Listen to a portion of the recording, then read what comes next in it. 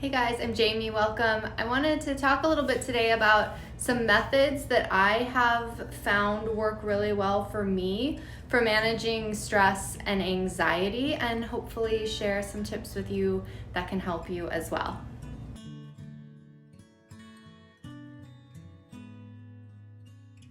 So if you guys are anything like me, you might experience some stress and anxiety in your life. And anxiety is something that I've dealt with off and on throughout a lot of my life, not to the extent that I've ever sought out, medication or medical attention for it, but it is certainly present. And of course, I'm not a doctor, and I am not suggesting that you diagnose yourself or change anything if you are under a doctor's care or maybe taking medication. But these are just tips and tools that can help you to supplement that, or if you're not quite to that point where you feel like you need to see a doctor, but you're just looking for some tips that you can bring into your life to help bring a little more calm and relaxation and release some of that stress and anxiety. So starting with grounding.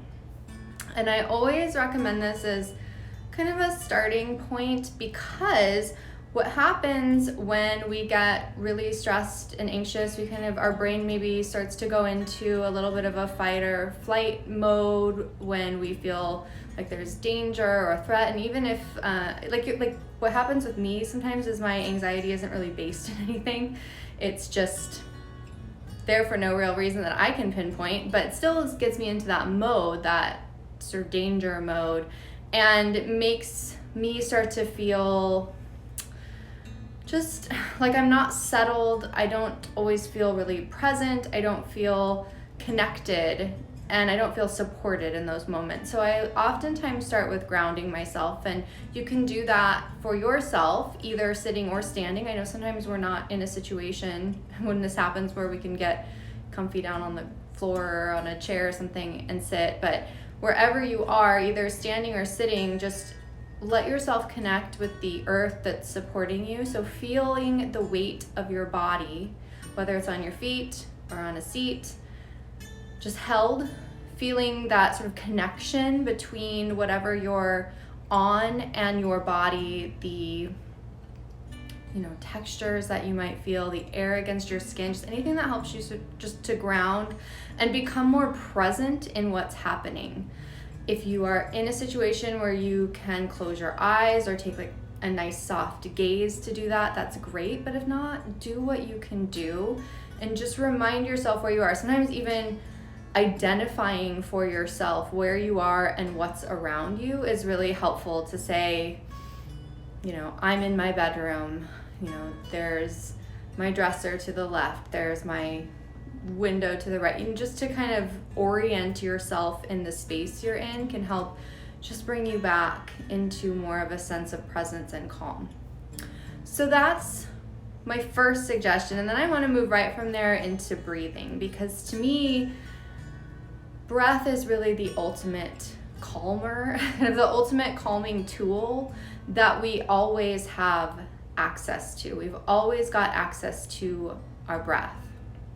And we have a tendency, and I not to speak for you, but I think generally as people, we have a tendency to breathe in a somewhat mindless way. And by that I mean we're not thinking about the breath. We know it's there, we know what's happening, we don't have to think about it. But because of that, we tend to breathe kind of shallow. It's sort of a chest breath, these sort of quick, fast little breaths that we take.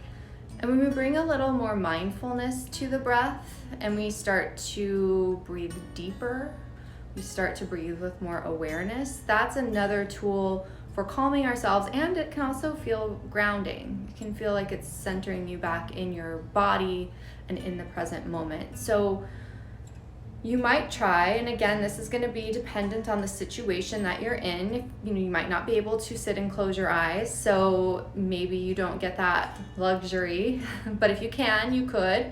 And either way, just take, hopefully 10 really nice deep breaths. If you're in a really stressful situation, just try to even just energetically remove yourself for a moment and take those breaths, as long as it's safe for you to do so, of course. And if you're able to like excuse yourself, especially if it's something where you think you might react in a way that you may regret later and you want to take a moment to calm yourself down, then that's wonderful. But really connecting with the breath, feeling that breath flowing in and out, feeling the way it moves within your body. So you might notice the expansion of your body as you inhale, the expansion of your belly and your chest, feeling that rise of the breath, and then the way that you sort of deflate as you exhale, the way your shoulders rise and fall, all of that, the temperature of the air passing through your nostrils, maybe even bringing a hand to the heart and a hand to the belly so you can really physically connect with that sense of breathing. And all of that can help just bring you down a notch. So like I said, 10 nice deep breaths, or however many feels good to you. You might count them silently to yourself. If you need something a little more substantial to keep your mind focused on, you could even add a mantra word or just a short word or phrase that you say with the breath, probably silently to yourself. If you're by yourself, you can say it out loud if you want. It could just be the word relax, so silently saying that word, or peace or calm or whatever resonates with you. Maybe you even just want to say the words inhale and exhale as you inhale and exhale, and that really just keeps you kind of centered in on, this is what I'm doing right now, this is current, this is present, this is what's happening. So that's my tip number 2, is breath. Meditation can be really nice for stress and anxiety, but I personally find that if I'm in a state of really extreme anxiety, meditation isn't going to do the trick. And I'm probably not going to be able to get myself into a place where I'm really meditating or really able to, calm myself to that level. What I have found is that by having a daily or mostly daily meditation practice, that helps me to keep a little more of that stress and anxiety away. So less of the kind of anxiety attack feeling that can come on with it. I don't get that as much. So that's something that you might want to try. It's just working with regular meditation practice if that's possible for you. Another tip is movement. So whatever works. It could be yoga, it could be a walk, it could be going to the gym, it could be riding your bike, it could be anything, going for a hike. But just moving your body and just kind of releasing some tension and stress from your body in that way.Moving energy through your body, that's a big thing. Sometimes you just get this very sort of stagnant energy happening. And this, when we can get out and move around and kind of work that out, it can help us to feel a lot more relaxed. So there's a tip for you. I have a couple of crystals I want to talk about here, and there's a lot of crystals that are good for calming, but I just have a few I'm going to show you and talk about a little bit. So I've got a big piece of amethyst here. You've all probably seen amethyst before, this nice big purple crystal, and this is a really good one for meditation. It's a good one for calming the mind. It can also help us sleep, so that's a place sometimes when we're really stressed and anxious we might find ourselves lacking in. So this is a great one to work with for all of that, just to get your mind calm, to get yourself settled. I have a piece of Amazonite here. So this one I've got is kind of a turquoisey color. This will come in kind of a variety of colors, but you'll see it a lot in this shade. And this is another one that's just a nice kind of bring you down, not bring you down in a bad way, but bring you down in a calming way. Good, again, for meditation, for settling the mind, for kind of quieting the mind. It's also a stone that's associated with the throat chakra. So if you are a person who maybe has to do public speaking events or work presentations, things like that, and that gets you a little anxious, having Amazonite with you can help with that. And then the last one I have here is just this nice big piece of rose quartz, pink crystal here. Another really good calming stone, just good for calming energies. It's good for calming if you are maybe having an energetic clash with somebody, or you're not getting along with somebody in some way, it can help for calming that energy. It's all about the heart chakra, and it's all about love. So it just brings you back from a place of fear and more into a place of love, which always helps us feel a little more settled and a little more relaxed, a little more calm.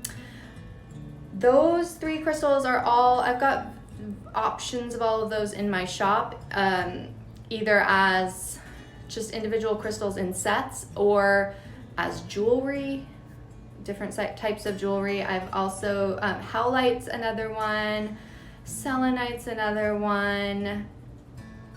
There's quite a few, citrine can be helpful. So there's a lot of crystals out there, a lot of them that you can find also in my shop, which I'll link to in this video description, that can really help to calm you and bring you back into a state of, that non-anxiety, more grounded, more centered.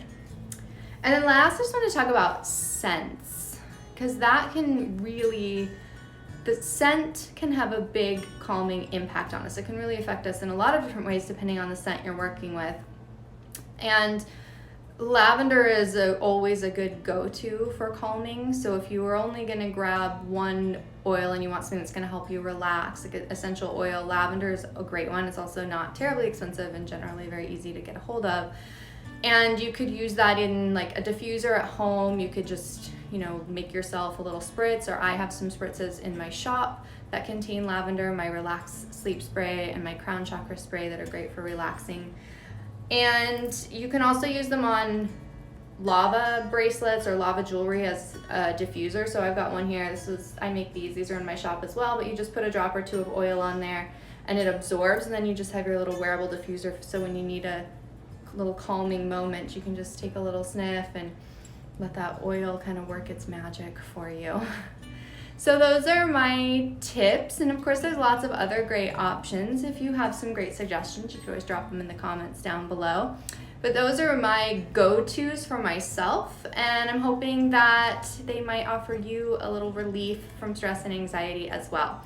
So thank you guys for joining me. If you like this and you want to know more, go ahead and subscribe to my videos. You can always check out my website. You can sign up for my email list, shop products, see the kind of services that I offer, and see if you might be interested in any of that as well. And I hope that you will join me again soon.